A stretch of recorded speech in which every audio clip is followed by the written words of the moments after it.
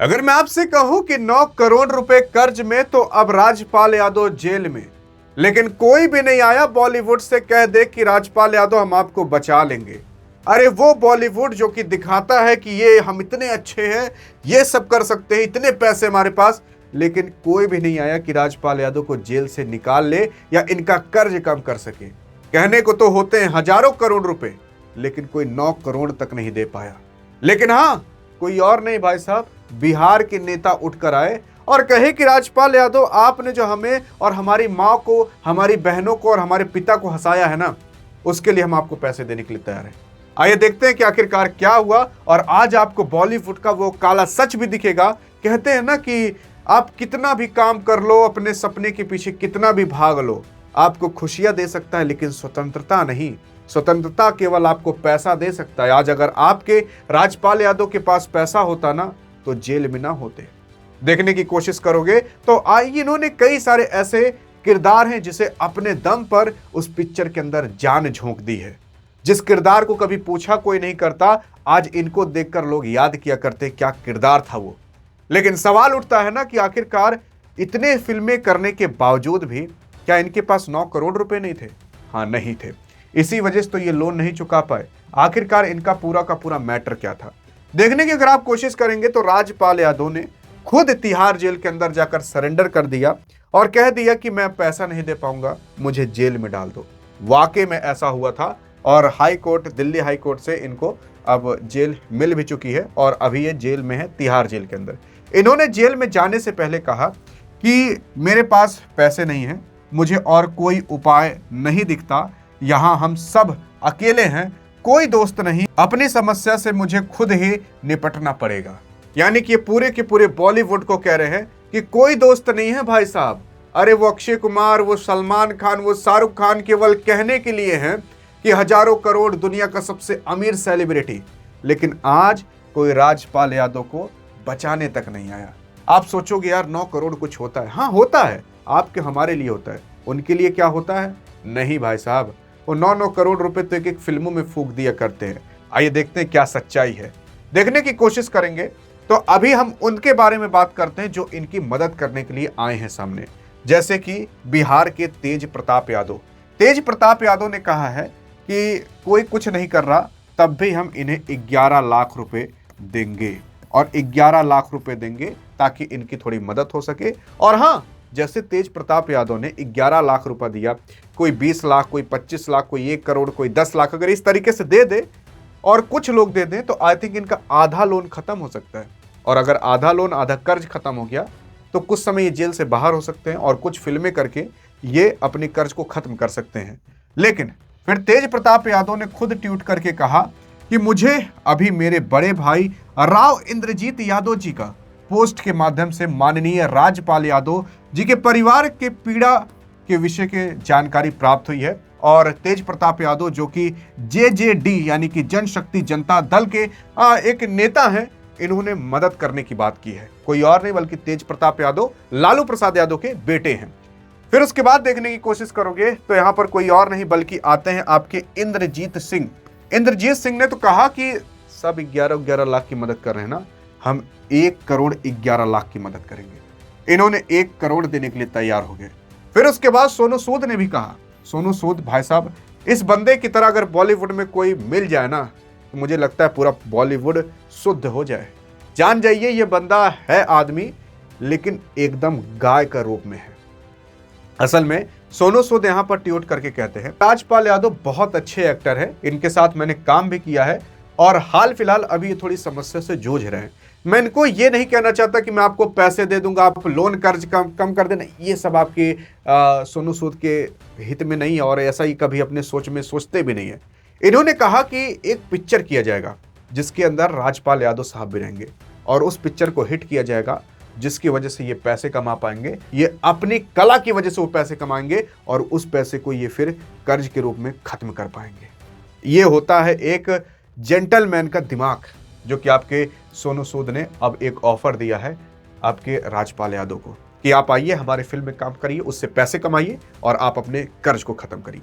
इसे कहते हैं एक सच्चा मित्र। और बाकी कोई सामने नहीं आया, मुंह पे तो सब बोल देंगे कि ये है वो है, लेकिन आइए एक बार समझते हैं कि आपके राजपाल यादव साहब के साथ हुआ क्या था। ऐसा क्या हुआ था कि ये कर्ज में फंस गए और फिर ये उस कर्ज से कभी निकल नहीं पाए। देखने की अगर आप कोशिश करेंगे तो आपके जो राजपाल यादव साहब है, इनकी नेटवर्थ अच्छी खासी हुआ करती थी, लेकिन 2010 के अंदर इन्होंने डायरेक्टर का रोल निभाया, जिसकी वजह से वहीं पर ये फंस चुके थे।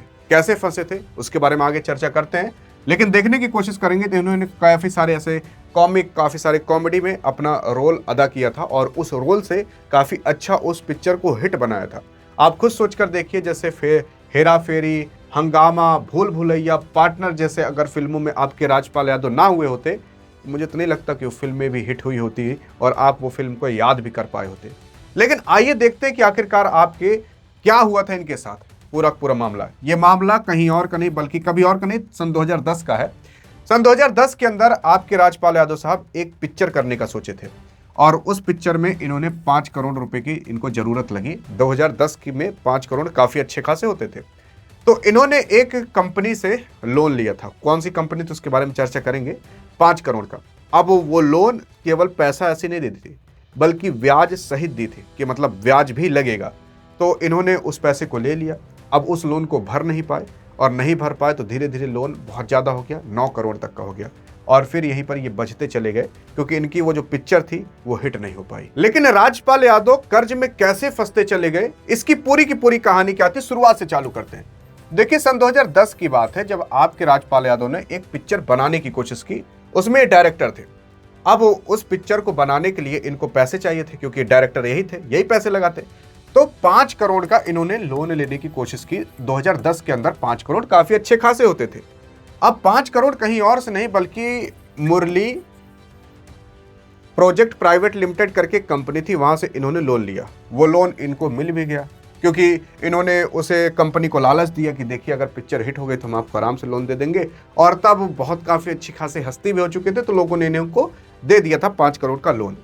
अब ये अता पता लापता नाम की एक पिक्चर बना रहे थे, अता पता लापता। लेकिन जब वो पिक्चर रिलीज हुई तो पिक्चर भाई साहब इतनी तगड़ी फ्लॉप मार दी कि ये जो पैसे लगाए थे वो भी नहीं निकल पाए और जो लोन वाले पैसे थे वो भी डूब गए।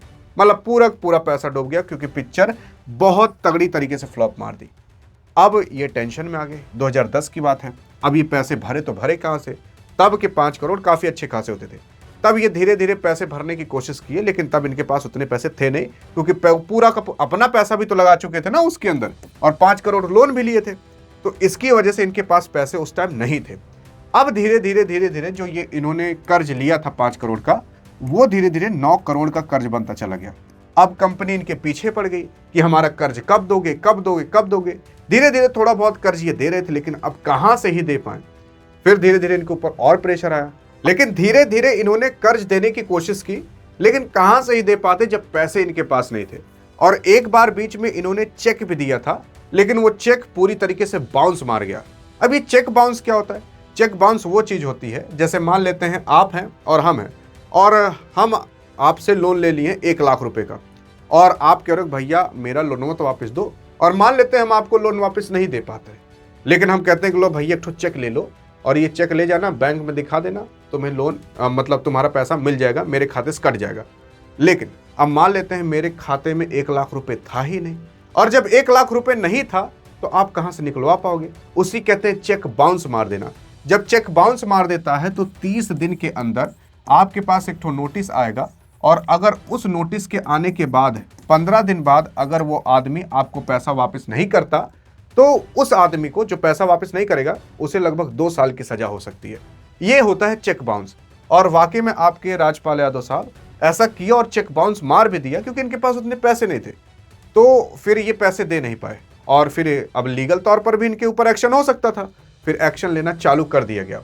2018 आ जाता है और 2018 के अंदर दिल्ली की कोर्ट ने सुना दिया था इनको 6 महीने की जेल।